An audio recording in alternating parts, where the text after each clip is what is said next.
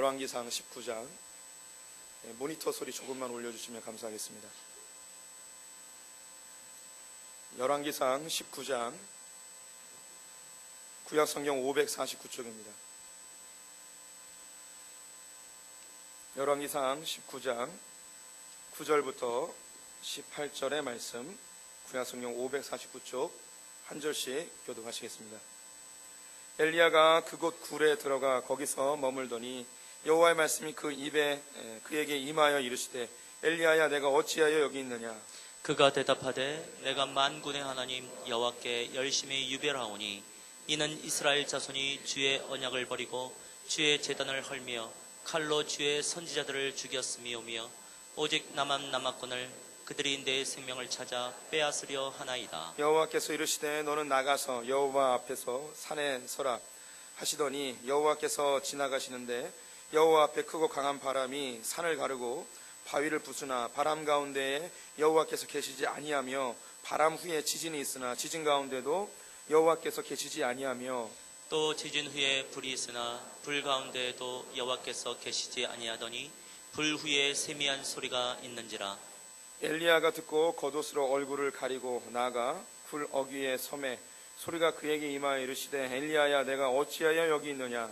그가 대답하되, 내가 만군의 하나님 여호와께 열심히 유별하오니 이는 이스라엘 자손이 주의 언약을 버리고 주의 제단을 헐며 칼로 주의 선지자들을 죽였음이오며 오직 나만 남았거늘 그들이 내 생명을 찾아 빼앗으려 하나이다. 여호와께서 그에게 이르시되, 너는 내 길을 돌이켜 광야를 통하여 다메섹에 가서 이르거든 하사엘에게 기름을 부어 아람의 왕이 되게 하고 너는 또 님시의 아들 예후에게 기름을 부어 이스라엘의 왕이 되게 하고 또 아말 무홀라 사밧의 아들 엘리사에게 기름을 부어 너를 대신하여 선지자가 되게 하라. 하사엘의 칼을 피하는 자를 예후가 죽일 것이요 예후의 칼을 피하는 자를 엘리사가 죽이리라.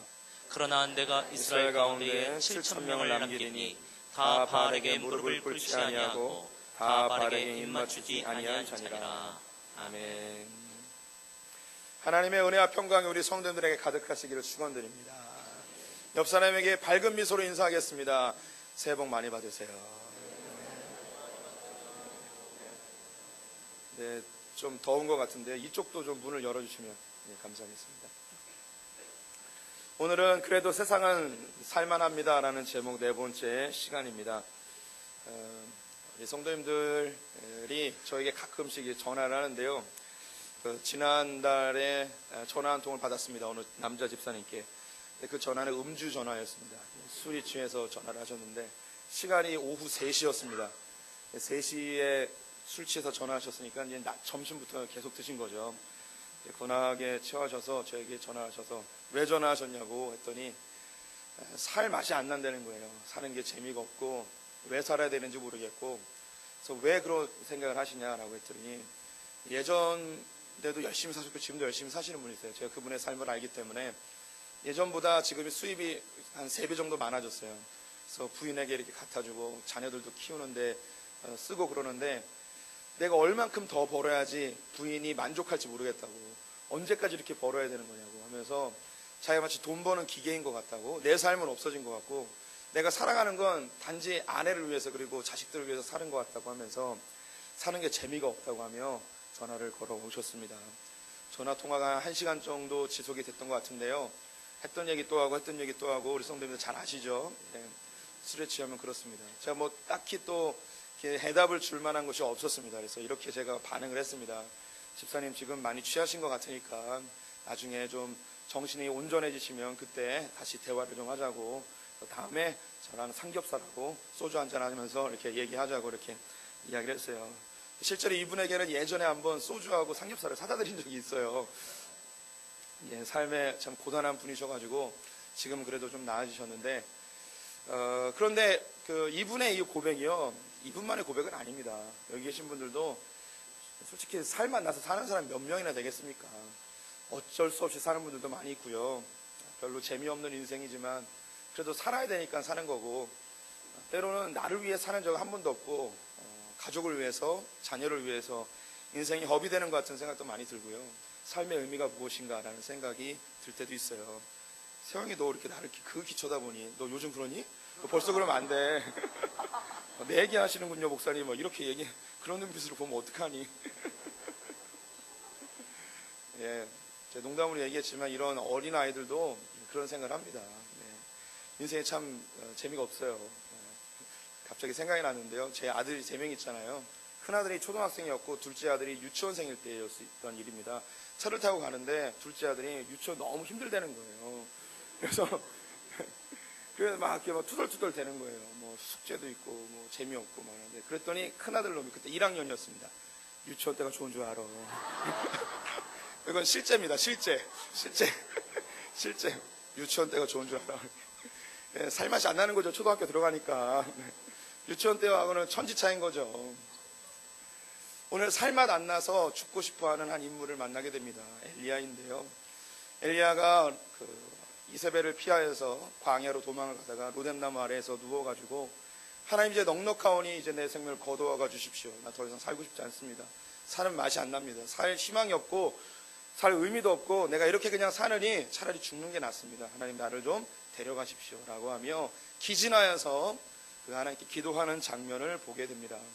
엘리야와 같은 그 심정의 고백이 우리 성도님들의 삶 가운데도 많이 있을 거예요. 하나님 내가 더 살아서 뭐 하겠습니까? 빨리 데려가십시오. 예, 더 이상 살 의미도 없고 지긋지긋합니다. 그런 고백들이 실제로 우리 가운데 많이 있습니다.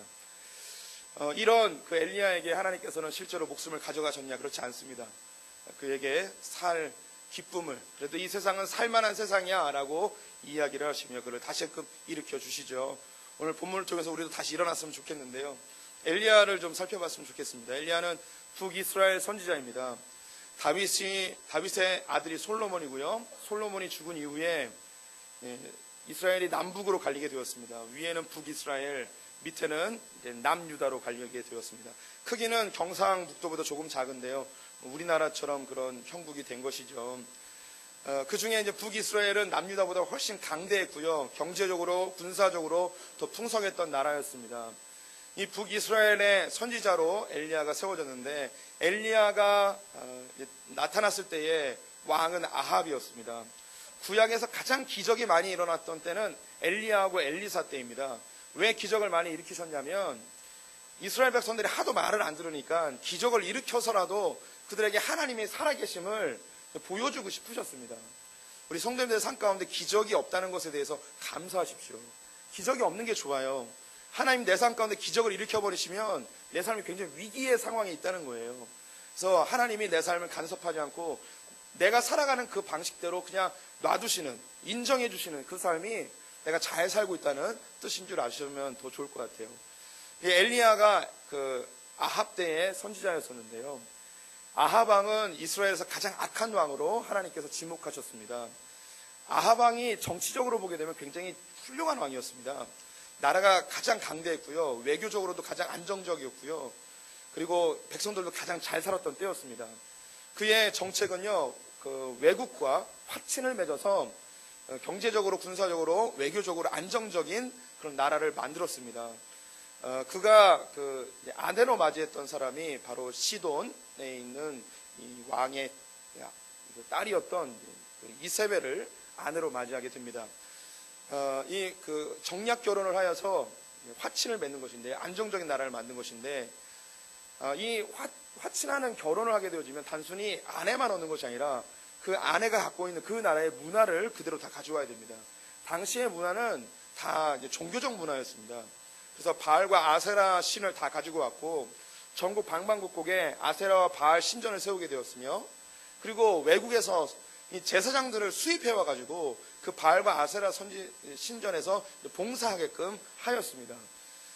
이방 신상과 이방 제사가 더 자극적이고 그리고 더 이 사람들에게 이목을 집중시켰기 때문에 이스라엘 백성들은 하나님을 섬기지 않고 이스라엘 백성들이 이제 이방의 신상들을 섬기는 일이 발생하게 되었습니다.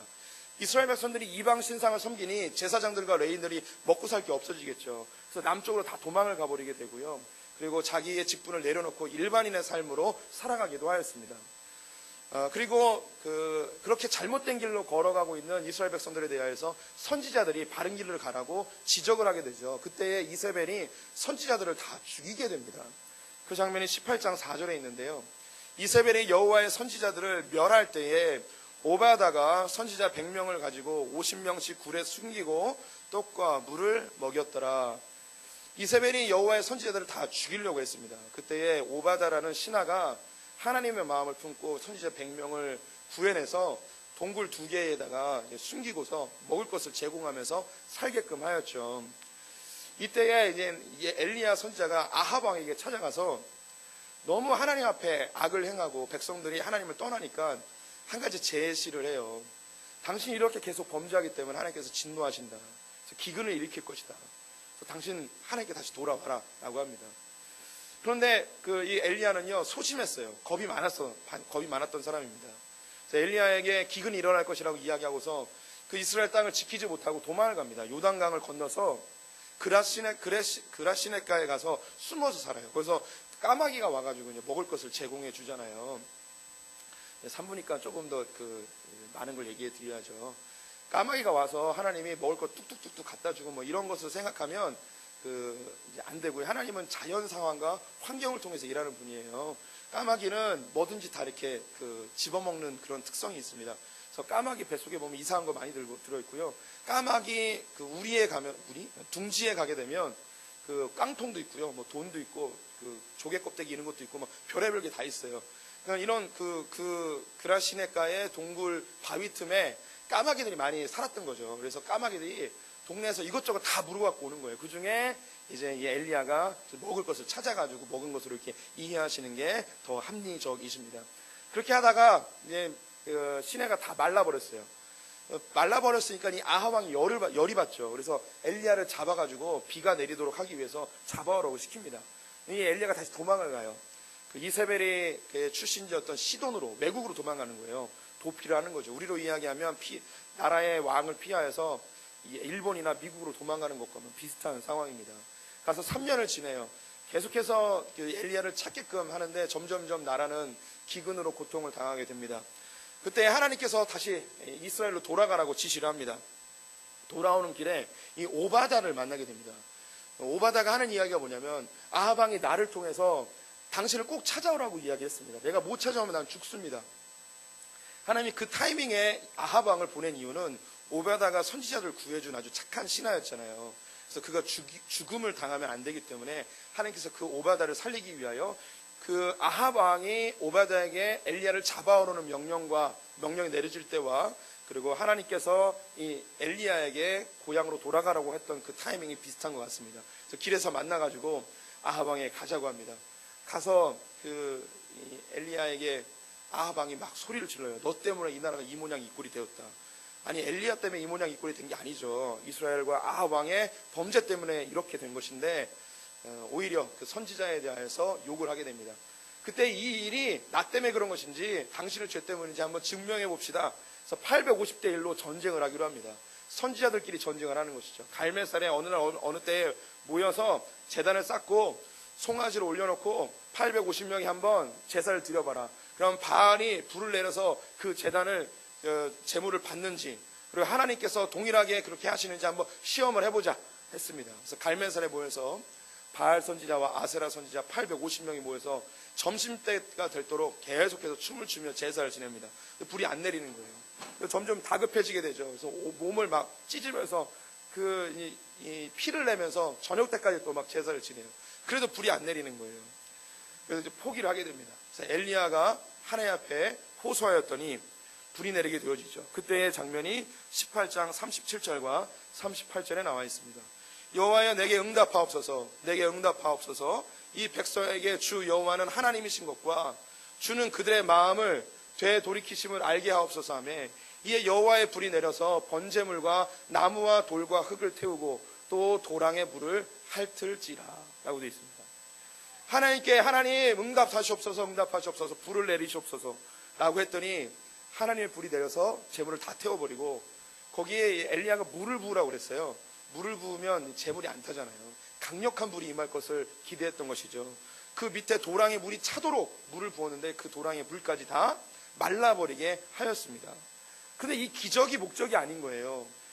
이 엘리야와 하나님이 기대하시는 바가 뭐였냐면 백성들이 여호와께로 돌이키고 그들의 마음이 이방 신상을 버리고 하나님께 나오는 것을 기대했는데 이스라엘 백성들이 어떤 반응을 보였을까요?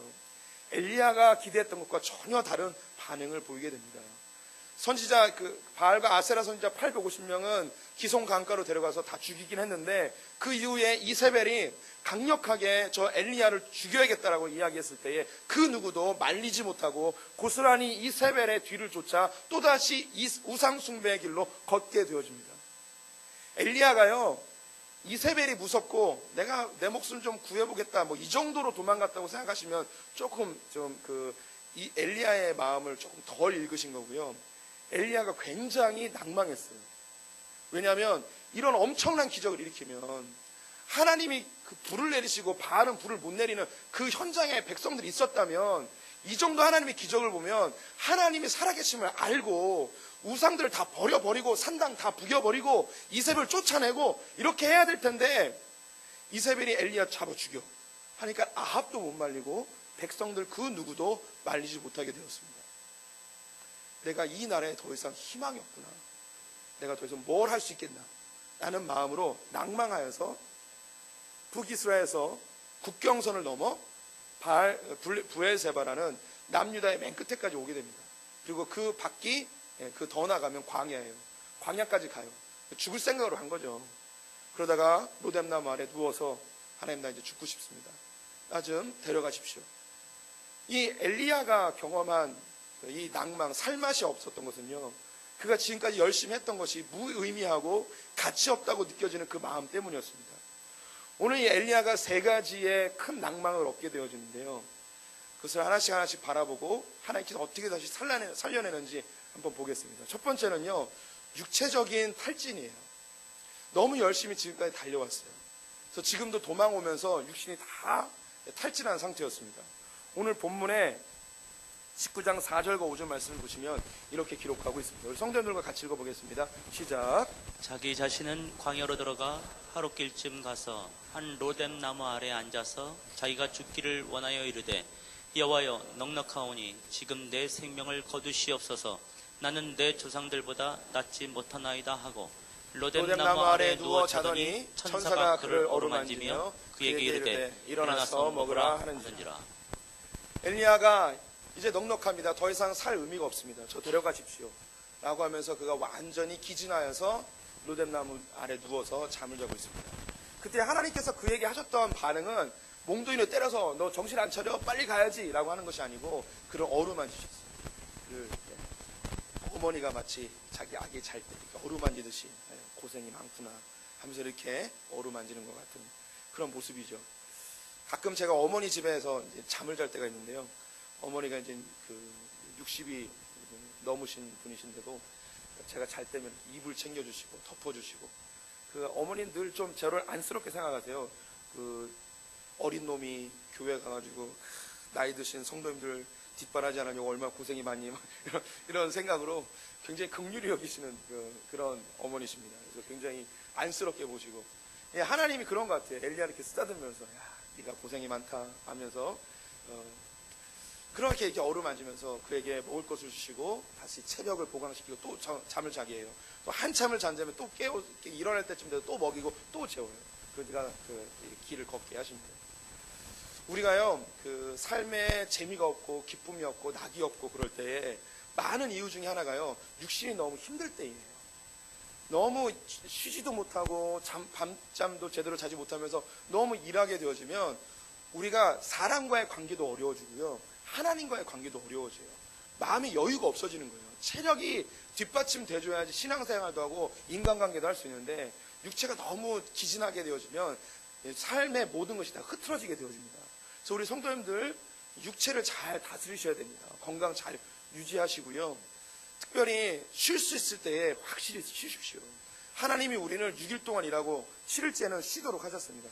이 주일날, 안식일날은 푹 쉬면서 체력을 다시 겸비하셔서 일주일 동안 다시금 그 전쟁터와 같은 세상에서 이겨내셔야겠죠.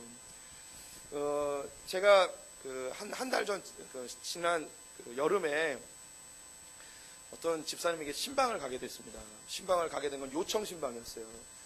부인 집사님께서 자기 남편이 너무 심각하다는 거예요.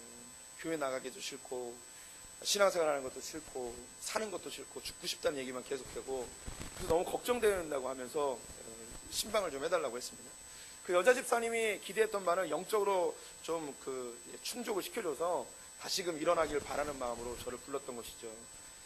집하고 직장하고 굉장히 멀어요. 그래서 밤새도록 일하는 경우도 있고 집에 못 들어오는 경우도 있고 제가 그분의 삶을 오랫동안 지켜봐서 너무 성실하게 열심히 사시는 분인 걸 알고 있습니다. 가서 이렇게 이런저런 이야기를 듣게 되었어요. 그런데 이분은 영적인 문제가 아니었어요. 체력이 이미 다 소진돼 버린 거예요. 너무 힘든 거예요. 사는 게. 일이 너무 많은 거예요. 그래서 말씀을 드렸죠. 쉬셔야 된다고.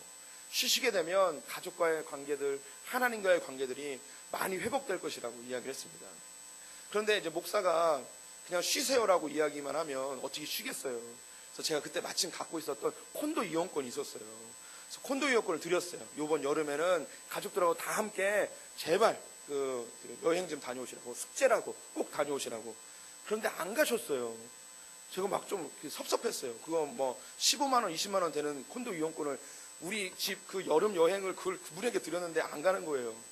그래서 마음이 좀 서운해지려고 그랬는데 지난 11월에 이 집사님이 저를 부르시더니 선물 하나 주셨어요. 한라봉을 주신 거예요. 그래서 집에 와서 전화를 드렸죠. 제주도 다녀오셨냐고. 맞대는 거예요. 가족들이 다 함께 제주도를 다녀왔다는 거예요. 제가 한라봉을 받은 것 때문에 기쁜 게 아니라 그분이 제주도에 다녀온 것에 대해서 너무너무 기쁜 거예요. 그분이 자기의 바쁜 일상을 멈추고 여행을 다녀왔다는 거가 너무너무 기쁘더라고요. 이분이 그 다음에 얼굴이 이렇게 막 폈어요.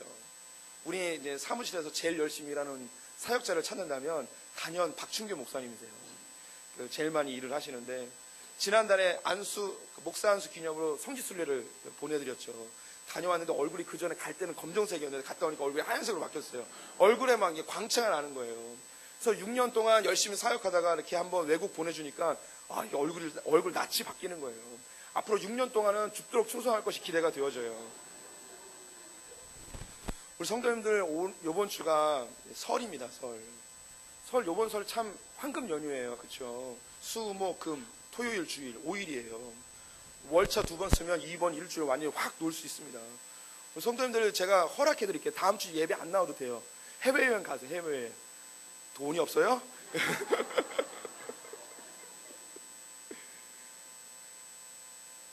제가 말씀드리고 싶은 건요. 이렇게 쉴 수 있을 때 쉬세요. 쉬세요. 너무 열심히 일하지 마세요. 시댁의 처갓집에서 너무 음식 만드느냐고 너무 기운 빼지 마세요. 안 그래도 살기 힘든 세상인데요. 좀 쉴 수 있는 시간들을 확보하셨으면 좋겠습니다. 우리 여성 동지들 너무 음식 열심히 만들지 마세요. 필요한 거 있으면 그냥 사드세요. 사드시고 시켜드시고 뭐 그래도 돼요. 대신에 잡채하고 불고기는 꼭 하시기 바랍니다. 명절 음식 잡채하고 불고기. 어떤 여자처럼 아침에 삼겹살 구워내고 뭐 이러시면 안 되는 거예요. 잡채하고 불고기 이런 것만 만드시고 나머지는 다 사드셔도 돼요. 남성분들 또 여성 동지들 많이 도와주시기 바랍니다. 그래서 이런 휴일에 쉼을 얻는 거죠. 집에서 텔레비전 돌리고 있는 건 쉼이 아니에요. 제가 여러 상황들을 봤을 때 진짜 쉼은요 삶의 자리를 떠나는 거예요. 그래서 내 집에서 좀 떠나셔서 멀리 안 가셔도 뭐 복잡하니까 가까운 데 가서 바람이라도 좀 쐬오고 잠을 일단 밖에서 자는 게 좋아요. 뭐 여관에서 자도 좋고요. 민박에서 자도 좋고요. 그냥 다른 데서 그렇게 하면 아무 생각 없이 그냥 그렇게 하루 이틀이라도 좀 지내보시면 놀라운 일이요. 다시 일하고 싶은 마음이 생겨져요. 죄책감도 조금씩 들면서 내가 이렇게 놀아도 되나? 내가 다시 열심히 일을 해야지. 내가 이렇게 돈을 썼으니까 빨리 메꿔야지. 이런 생각이 들면서 다시 막 힘이 생긴다니까요. 해보신 분들 있을 거예요. 하나님이요 육체의 탈진이 일어나게 되면 반드시 쉬도록 하셨습니다. 하나님께서도 우리로 쉬어서 다시 힘내길 바라는 거죠. 이 엘리야가 두 번째로 나타난 살고 싶지 않은 상황이 무엇이냐면 그가 사명을 잃어버렸어요. 왜 살아야 되는지 모르는 거예요. 그가 지금까지 열심히 이스라엘을 바꾸기 위해서 충성하면서 하나님께 나아갔습니다. 자기가 그렇게 욕먹으면서 죽음의 위협을 당하면서 또 외국으로 도망다니면서 그렇게 누가 살고 싶겠습니까? 그런데 그는 사명을 잃어버리고 내가 이제 더 이상 할 게 없습니다. 아합이 바뀐 것도 아니고 이세벨이 쫓겨난 것도 아니고 백성들이 바뀐 것도 아니고 우상들이 없어진 것도 아니고 내가 그렇게 몸이 부셔지도록 사역했는데 바뀐 게 뭐가 있습니까? 더 이상 안 하겠습니다 라고 하면서 자기의 사역을 포기해버립니다. 그때 하나님이 찾아오세요. 몽둥이질 하려고 찾아온 게 아니었습니다. 하나님께서 그 귀한 진리를 알려주십니다. 오늘 성경 9절 말씀 같이 읽어보도록 하겠습니다. 함께 읽겠습니다. 엘리야가 그곳 굴에 들어가 거기서 머물더니 여호와의 말씀이 그에게 임하여 이르시되 엘리야야 내가 어찌하여 여기 있느냐. 엘리야야 네가 어찌 여기 있느냐. 그가 낭망하여서 사명을 다 잃어버리고 나 이제 안 합니다. 선지자 노릇 안 합니다. 나 이제 다 끝입니다. 죽고 싶습니다. 그냥 죽여주세요. 더 이상 할 것도 없습니다. 희망도 없고 이런 백성들을 내가 데리고 하나님의 일을 한다? 다 필요 없습니다. 자기의 사역의 현장에서 벗어난 거죠. 그때 하나님이 그를 찾아오십니다. 엘리야야 네가 왜 여기 있니? 네가 여기 있을 자리가 아니잖아. 빨리 네 자리로 돌아가야지. 그에게 귀한 진리의 말씀 하나 알려주시는데 네가 돌아가서 할 일이 있다고 하면서 세 가지를 명령하십니다. 첫 번째는 네가 바로 다메섹으로 가라. 그래서 아람에 있는 하사엘을 찾아라. 하사엘에게 기름을 부어서 그를 아람의 왕으로 만들어라. 그리고 이스라엘로 다시 들어가라. 그리고 예후라는 사람을 찾아라. 예후에게 기름을 부어서 이스라엘의 왕으로 삼아라. 그리고 선지자 엘리사를 찾아라. 그리고 그에게 기름 붓고 너를 다음으로 네 다음으로 사역할 선지자로 세웠으면 좋겠다. 이것이 무슨 이야기냐면요, 이 엘리야는요 자기가 이스라엘을 다 뒤바꿔서 하나님이 기뻐할 수 있는 나라로 만들 수 있을 것이라는 큰 착각을 하고 있었어요. 이거는 많은 사역자들이 거기에 빠지는 착각입니다. 저도 마찬가지였습니다. 제가 그 중학교 3학년 때 예수를 인격적으로 영접한 이후로 정말 열심히 주님을 섬겼습니다. 중등부 총무, 고등부 총무, 성가대 총무, 그리고 학교에 있는 기도 모임 회장, 지역에 있는 평택 기독학생회 회장, 대학에 들어가서는 뒤에다가 예수한국 성령 충만 뒤에 붙이고 전도나 다니고 제자화하고 새벽 5시에 일어나서 도서관 맡고 공부하다가 성경 공부하고 또 나와서 전도하고 애들에게 그 성경 공부 가르치고 이러니까 뭐 제가 슈퍼맨으로 보이겠지만 그러면서 데이트도 하고 연애도 하고 막 이렇게 했어요. 그러다가 어느 날 이렇게 세수를 하다가 공동체 생활하고 있었는데 세수를 하다가 거울을 봤는데 코피가 팍 터진 거예요. 굉장히 기뻤어요. 제가 인생 처음으로 흘린 코피였어요. 어떤 사람들은 공부하다가 코피를 흘린다는데 저는 주의 일을 하다가 코피를 흘린 거예요. 예배 드리고 사역하고 이러면서 코피가 난 거예요. 그때 히브리서 12장 말씀이 너희가 피 흘리기까지 주님을 섬기지 아니하였노라 이런 말씀이 있어요. 저는 피를 흘리면서 이제 주님을 섬겼잖아요. 그러면서 야 내가 믿음의 선배들보다 내가 더 훌륭한 사람이구나 막 이런 생각이 들었습니다. 그리고 며칠이 지나서 또 세수를 하다가 거울을 봤는데 또 코피가 터진 거예요. 그때는 겁이 났어요. 내가 이러다 죽는구나. 내가 뭐 하는 짓이지? 내가 이런다고 돈이 나오나 뭐가 나오나? 내가 목사 될 것도 아닌데 뭐 이렇게 해서 내가 뭐 하려고 이렇게 하지 하면서 갑자기 회의감이 확 느껴졌어요.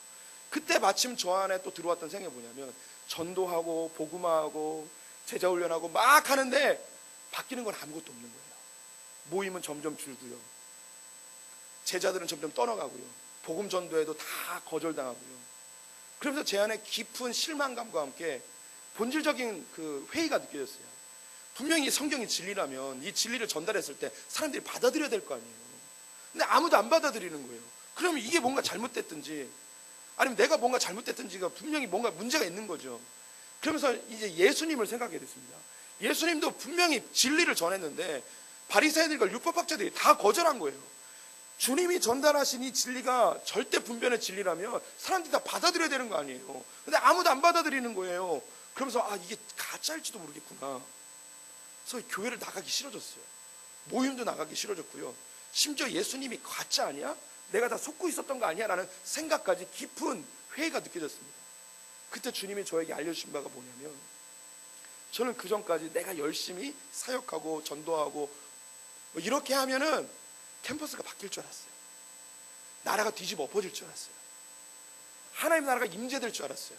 근데 그게 아니었어요. 하나님 나라는 제가 만드는 게 아니고 하나님의 나라는 하나님이 만들고 있었더라고요. 나는 그 하나님 나라를 이루어가는데 도구로 초대를 받았어요. 그래서 하나님 나라에 내가 그 하나님 나라가 이루어지는 것을 동역하는 기쁨과 또 하나님 나라를 섬기는 그 상급을 주기 위하여 하나님 나라를 초대했다는 사실을 나중에 알게 되었습니다. 하나님 나라는 제가 없어도 이루어집니다. 여기 계신 분들이 없어도 하나님 나라는 이루어진다는 거예요. 근데 우리를 초대하신 것 자체가 너무너무 감격적이고 놀라운 일이죠. 근데 하나님은 나의 당대에 하나님 나라를 이루지 않으세요. 하나님의 계획이 있어요. 그러면 내가 해야 될 이 시간과 이 장소가 있는 거예요. 이때 내가 할 일만 하면 되는 거죠. 엘리야는 무슨 생각을 했냐면 자기가 이렇게 열심히 사역하면 아합이 정신 차릴 줄 알았어요. 아합을 쫓아내든가 이세벨을 쫓아내든가 백성들이 정신 차릴 줄 알았던 거죠. 그런데 정신 안 차리는 거예요. 그런데 주님이 이야기하는 거죠. 아합은 네가 쫓아내는 게 아니야. 하사엘이 공격하면 그 페이가 도망가게 될 거야. 그럼 예후가 준비되어져서 예후가 죽일 거야. 그리고 이스라엘 백성들에 대해서 정신 차리게 하는 것은 엘리사야. 너는 여기까지 사역하면 돼. 네 뒤는 다른 사람들이 준비하고 있으니까 네가 할 수 있는 것만 해라. 엘리사는 굉장히 중요한 사실을 깨닫게 됩니다. 많은 사역자들이 자기가 목사 되면요, 자기가 선교사 되면 그 나라가 뒤집어 엎어질 줄 알아요. 그런데 나중에 깨닫게 되는 게 있어요. 아무것도 안 일어난다는 거예요. 제가 인도에 단기 선교 6개월 갔다 왔잖아요. 떠날 때 무슨 마음이 있었냐면요, 인도가 뒤집어 엎어질 줄 알았어요. 거짓말 같지만 제가 진짜 그랬어요. 예, 단기 선교 가보신 분들은 알아요. 내가 단기 선교를 가면 하나님의 기적이 팍팍팍팍 다 일어나서 사람들이 다 개종되어지고 3,000명 5,000명 다 회심하고 그럴 거라는 기대감을 갖고 가요. 갔다가 내가 아무것도 할 수 없다는 그런 생각을 알게 돼요. 제가 인도에서 깨달은 게 뭐냐면 나는 원숭이만 하면 된다는 걸 알게 됐어요. 원숭이 역할이 뭐냐면 옛날에 약장수들 원숭이 있으면 사람들 모여들잖아요. 제가 인도 오지에 가서 외국인을 처음 본 사람들을 만났어요. 제가 처음 보는 외국인이에요. 제가 딱 그 동네에 서 있자마자 거짓말 안 하고 애들만 100명, 어른까지 300명 쫙 모입니다. 그러면 저는 그냥 서 있으면 돼요. 가끔 이렇게 노래 좀 불러주고 그러면 그 다음부터는 현지 사역자가 딱 복음 전하면 되는 거예요. 저는 영어 한마디 안 해도 되고요, 인도말 한마디 안 해도 돼요. 그냥 서 있으면 돼요. 색깔만, 얼굴 색깔만 다른, 그래서 원숭이 사역이라고 제가 이렇게 했어요. 그냥 서 있으면 되는 거예요. 그때 엄청난 큰 그 시련이 있었습니다. 내가 뭔가, 엘리야가 그랬어요. 우리의 그 삶 가운데 그런 생각 많이 해요. 우리 그 부모님들 자녀를 양육하면서 결혼할 때 많은 분들을 보는데 자녀를 결혼시키면서 많이 못 해주는 것에 대해서 굉장히 부담감을 느껴요. 또 어떤 분들은 자녀들을 대학을 보낼 때 요즘 대학금이 뭐 500만 원, 1000만 원씩 하니까요, 이걸 대주지를 못하는 거예요. 그럼 부모님이 제대로 공급해주지 못하는 거에 대한 부담감을 갖고 있어요. 하나님께서 우리에게 이야기하면 그럴 때 이제 살맛이 안 나는 거죠. 그때 주님께서 이야기하시는 것을 들으셔야 돼요. 우리가 할 수 있는 것까지만 하면 돼요. 그 다음은 그 아들들, 그 딸들의 영역이에요. 그 사람들이 해야 될 영역이죠. 나를 도우셨다는 그 하나님께서 내 자녀들도 동일하게 도우실 것을 확신하면서 우리 삶 가운데 살맛을 잃어버리시면 안 됩니다. 내가 모든 문제를 다 해결해야 한다는 그런 부담감으로부터 자유하시기를 권면드립니다. 세 번째 이 엘리야가 경험했던 그 심각한 내적인 탈진의 현상이 뭐냐면 피해의식이었습니다. 피해의식이 있는 구절이요, 10절 말씀입니다. 이 구절도 같이 읽어보겠습니다. 시작.